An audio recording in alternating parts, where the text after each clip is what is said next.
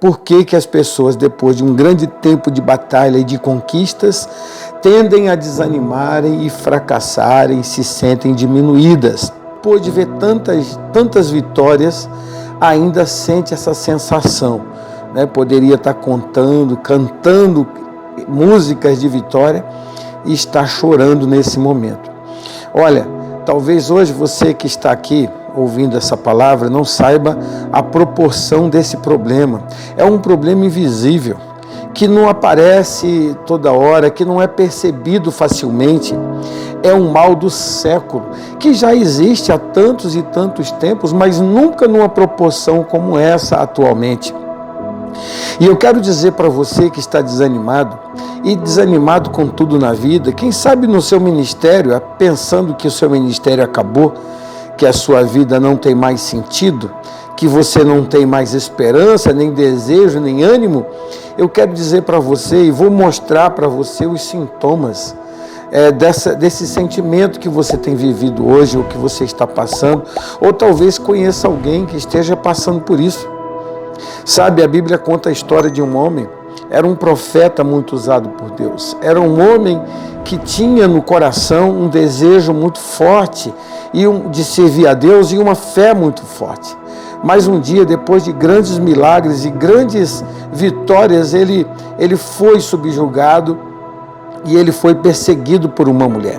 O nome desse homem é Elias. Ele vivia em Israel naquele tempo, no norte de Israel, e vivia no deserto, e Deus usava a sua vida. Ele tinha um ministério muito bonito, assim como o seu.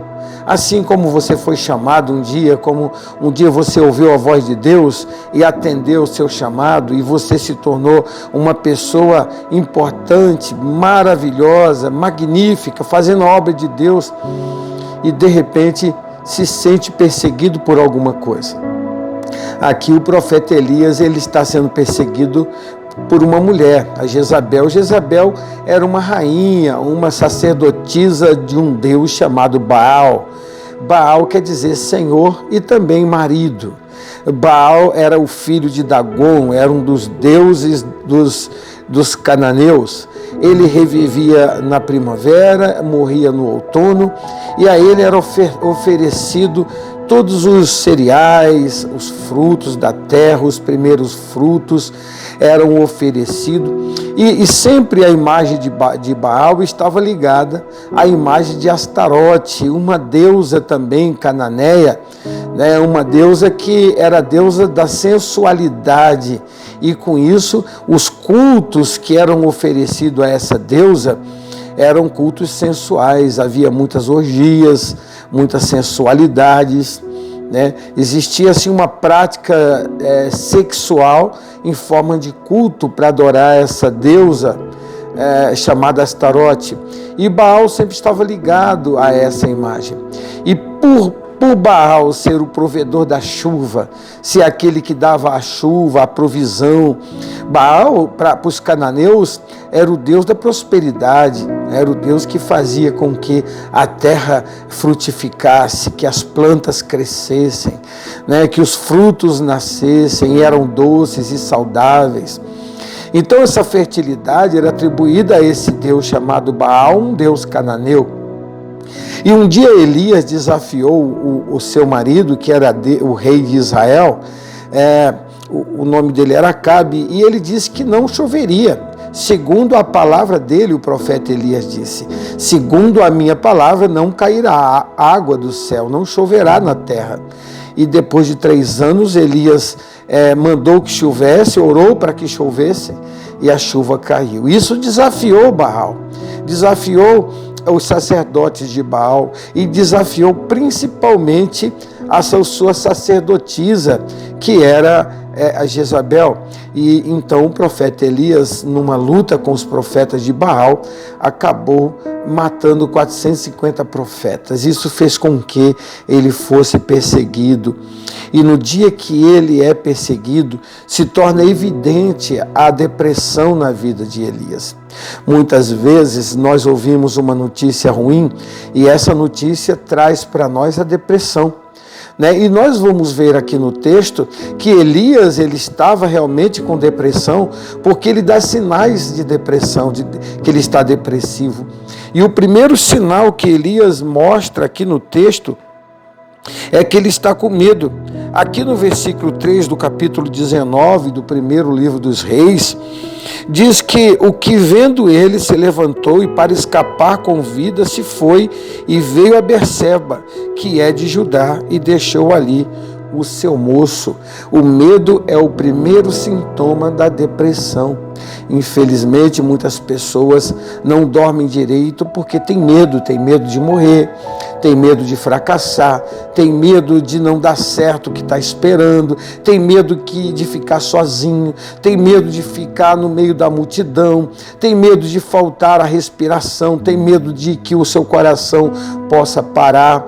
E esse medo é o primeiro sinal da depressão que vem sobre a vida das pessoas. Esse mal invisível que está chegando aos poucos. E ele vem com outros nomes, né? Como essas síndromes do pânico que vão surgindo, nada mais é do que a própria depressão que tem destruído a vida das pessoas.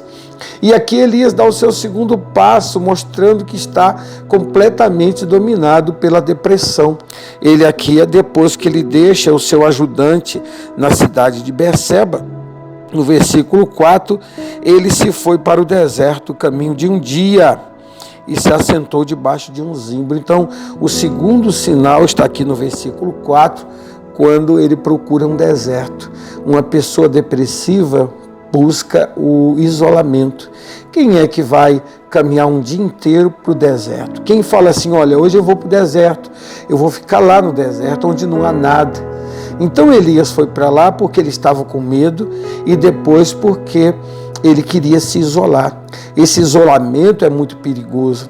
Eu conheço muitas pessoas que se isolam, muitos obreiros que estão isolados no seu ministério, que não estão atuando juntamente com outras pessoas, que não têm amigos, né, amigos de outras igrejas, de outras denominações, ou talvez se isola da sua família, se isola da sua família paterna, dos seus amigos. Isso é um sinal de depressão.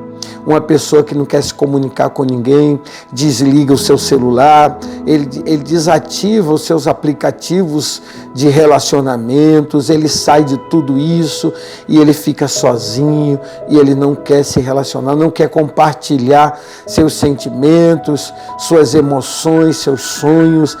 Esse é um sinal visível de depressão. Você está assim? Você tem pensado em se isolar? Tem pensado em não mais compartilhar sua vida, em não mais ouvir ninguém?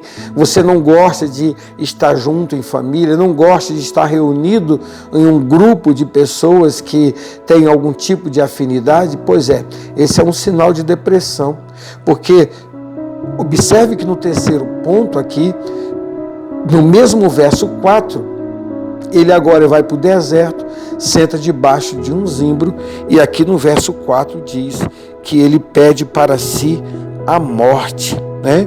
Diz aqui, olha, ele se foi ao deserto, caminho de um dia, e veio e se assentou debaixo de um zimbro, uma árvore, e pediu em seu ânimo a morte, e disse, já basta, ó Senhor, toma agora a minha vida, pois não sou melhor do que meus pais. Esse desejo de morrer é a desvalorização da vida, é achar que a vida ela tem menos significado que a morte, que talvez morrer seria melhor, que morrer seria uma opção válida para aquele momento que aquela pessoa está passando. E a gente sabe muito bem que tem aumentado o número de suicídios na face da terra. Milhares de pessoas têm se suicidado. Ao entardecer, tem sido um momento de maior índice de suicídio. E as pessoas se atiram dos prédios, outras usam algum outro tipo outra forma para buscar a morte para si. E aqui o profeta, com medo, isolado no deserto, agora pede a morte, querendo morrer. Quantas pessoas não estão pensando isso?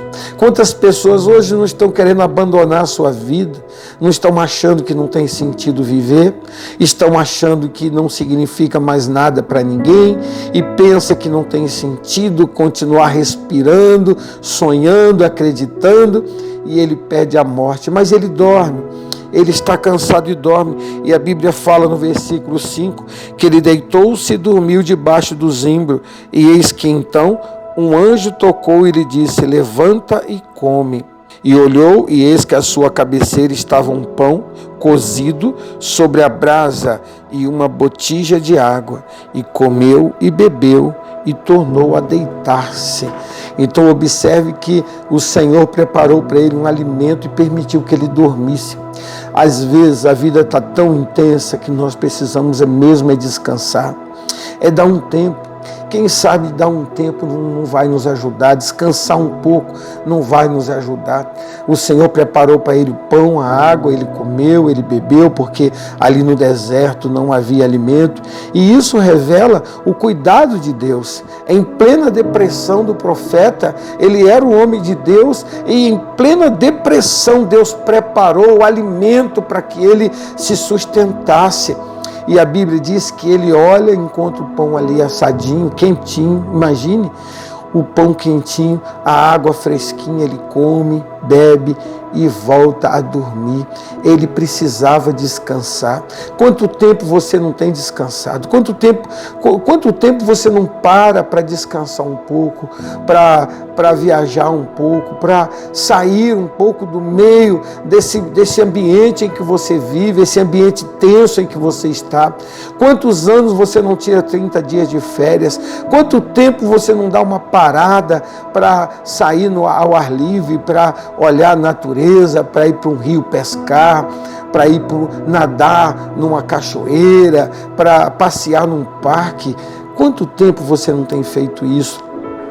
Olha, essa intensa movimentação, ela é ruim para nós. A vida tem exigido muito de nós. Não importa o seu papel, qual é a sua função, o grau de espiritualidade, não importa o grau de conhecimento financeiro ou que você tenha, não importa. Nós somos seres humanos, nós somos físicos, nós precisamos do descanso. E Elias ali, ele dorme no deserto embaixo de uma árvore. Não sabemos quanto tempo ele dormiu, mas sabemos que ele dorme, se alimenta e depois ele volta a dormir. E aí a Bíblia diz que o anjo do Senhor tornou de novo a acordá-lo, tocou nele e disse: levanta-te e come, porque muito comprido te é o caminho. Então ele se levantou, comeu, bebeu, e com a força daquela comida ele caminhou 40 dias e 40 noites até Horebe, o monte de Deus. Horebe é a mesma cadeia de montanhas do Monte Sinai, né? O Monte Horebe e o Monte Sinai, eles estão na mesma cadeia de montanhas, eles estão ali, é uma coisa só, uma cadeia só, uma cordilheira só. Então ele chega naquele local, e era um lugar que era comum ir até aquele lugar para adorar a Deus. Acredita-se que naquele momento que ele descansa, ele caminha até Horebe para buscar a presença de Deus. Porém, ao chegar no Horebe, no local onde poderia buscar a presença de Deus, ele faz uma coisa surpreendente. A Bíblia diz que ele entra numa caverna. E ele vai na caverna e fica escondido ali. Então na cabeça de Elias, ele precisa de mais tempo, ele precisa continuar escondido, mas para Deus aquele tempo já havia cessado. Muitas vezes nós queremos estender o tempo de nossa ausência naquilo que Deus tem nos chamado. Olha, ele se esconde na caverna, mas o Senhor vai até lá e passa um terremoto, passa o fogo, enfim, e Deus não está. Mas a Bíblia diz que quando passa uma brisa suave, o Senhor fala com Elias, e observe que ele está ali deitado na caverna. A Bíblia fala no versículo 19, e ali ele entrou numa caverna, passou ali a noite, e eis que a palavra do Senhor veio a ele e lhe disse: o que fazes aqui, Elias? Para Deus, ali não era o lugar de Elias. Para Deus, dentro daquela caverna, não era o projeto que Deus tinha na vida dele. Muitas vezes nós estamos no lugar errado, fazendo a coisa errada. Deus nos potencializou, o Senhor nos capacitou, o Senhor nos chamou para fazer coisas maiores. E muitas vezes nós ficamos reduzidos em locais, em situações, minimizando o nosso papel, frustrando o nosso chamado. Nós mesmos não acreditamos naquilo que Deus nos capacitou a fazer. E eu quero falar para você também, você que hoje está distante do lugar onde Deus te colocou, você que está distante do teu ministério, você que tem um chamado lindo, você que recebeu um chamado de Deus um dia, ouviu a voz do Espírito, você que recebeu um cajado nas suas mãos, escute o que eu estou lhe dizendo hoje.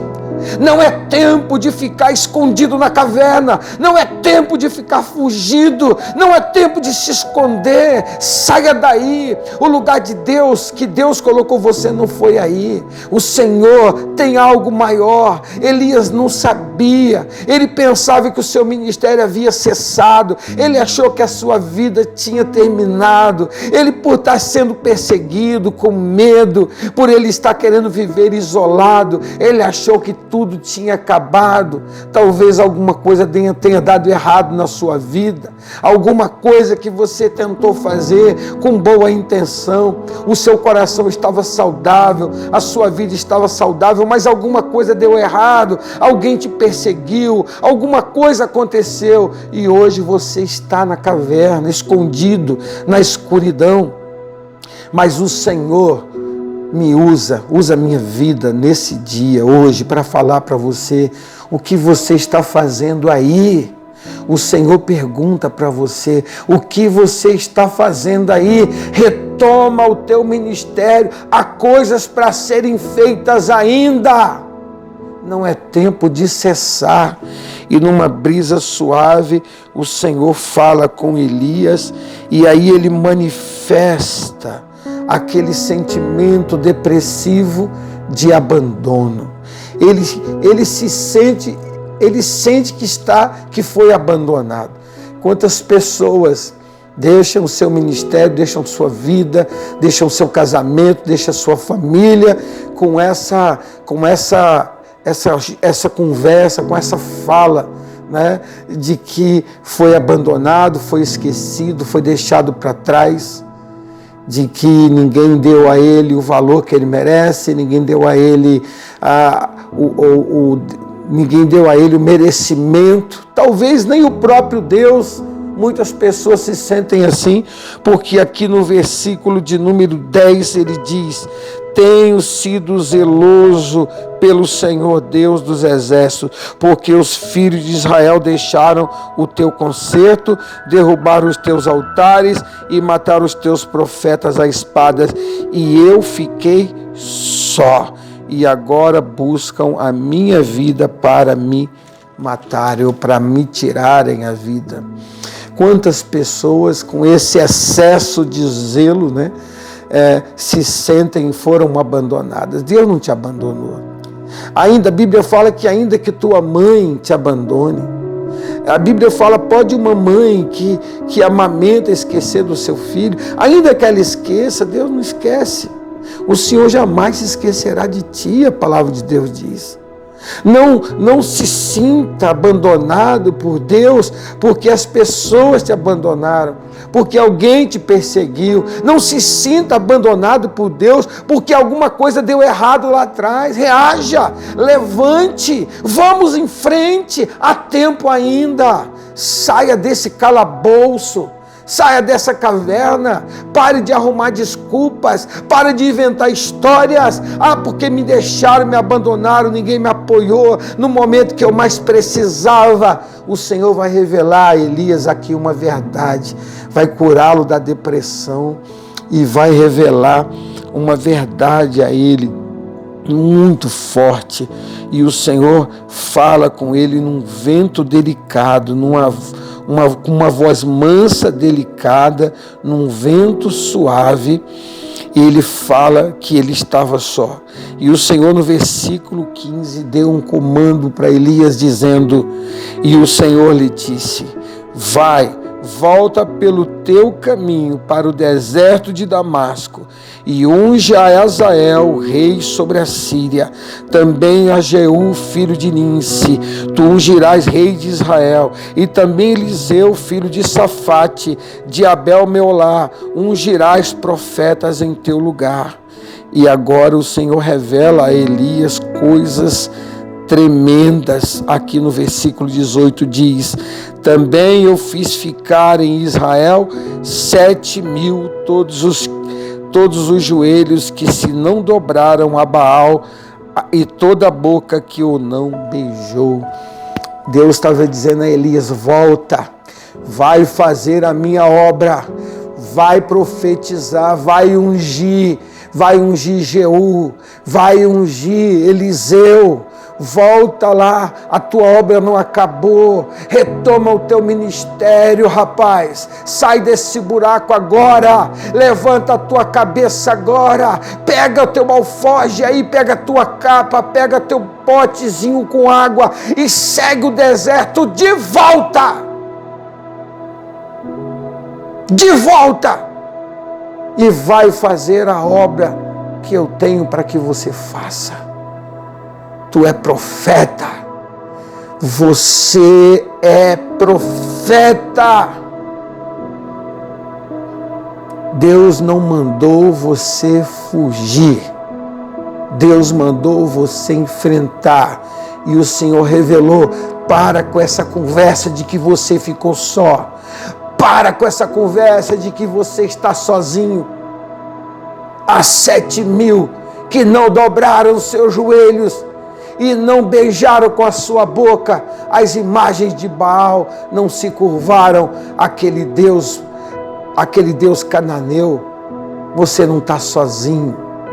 O Senhor tem preservado um povo e você faz parte desse povo. Você faz parte desse rebanho. Você não pode viver assim. Levanta-te hoje. Levanta-te e faz aquilo que Deus tem chamado para que você faça. Que o Senhor tenha falado profundamente ao seu coração com esta palavra, com esta cura dessa depressão do profeta Elias. E se você não é inscrito no canal, eu te peço, se inscreva no canal, você não paga nada. Se inscreva, toque aí o sininho das notificações para você receber os vídeos que forem chegando, e também faça seu comentário, comente aí, eu vou respondê-lo com muito carinho. Um forte abraço, que Deus abençoe. Até o próximo vídeo. Fique na paz.